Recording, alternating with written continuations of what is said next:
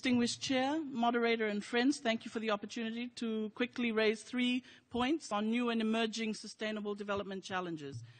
Firstly, calling for specific ways to enhance major group CSOs and other stakeholders' strategic participation within the high-level political forum, but therefore to also affirm that nothing in this first coming year and a half can be set in stone, nor constitutes precedents for future HLPF processes, because this is critical for us as we continue together to analyze, to dialogue, and to negotiate something in the scale and scope of the challenges required for a just and sustainable life-carrying planet. For many small island states, even the most ambitious response is no longer enough, and I think that's a sobering thought that has to shape the quality of our work.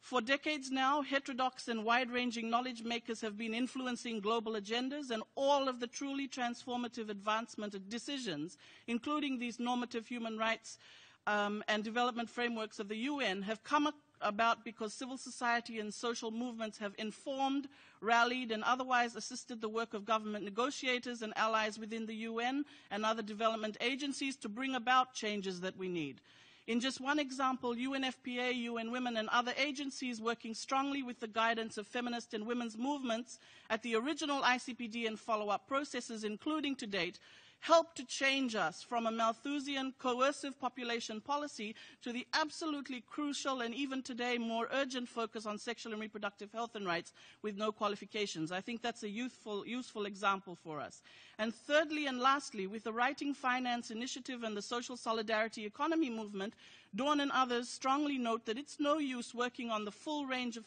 human rights and development issues while we leave the underlying development structures unchanged and without the adequate policy space for implementation by member states. Shortly put, the economic, trade, and financial tools and architecture have to be considered and treated as essential public common goods, and therefore oriented by very clear agreements, including here in the HLPF, where all sectors of society, including diverse women, young people, indigenous people, and all global marginalized and impoverished people, have the power to truly help to define its form and means of implementation. Hence the importance of the advancements in the Human Rights Commission last session on multinational corporate accountability, for example.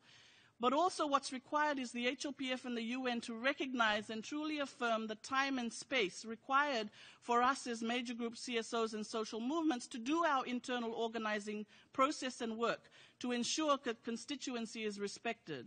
Also financial resources to enable especially indigenous and South-based groups to have face-to-face preparation and input into these critical regional and global negotiations. And that when we're here and when we come, that we have updated and consistent access to text, to resources, and for the UN to be a truly open public space where it's easy for us to meet and discuss our issues with ourselves, but also with delegates, not just in facilitated spaces such as this, which are important, but in open corridors. This is the only way for us to be truly and clearly present and to fully participate. Thanks so much for your time. Thank you very much.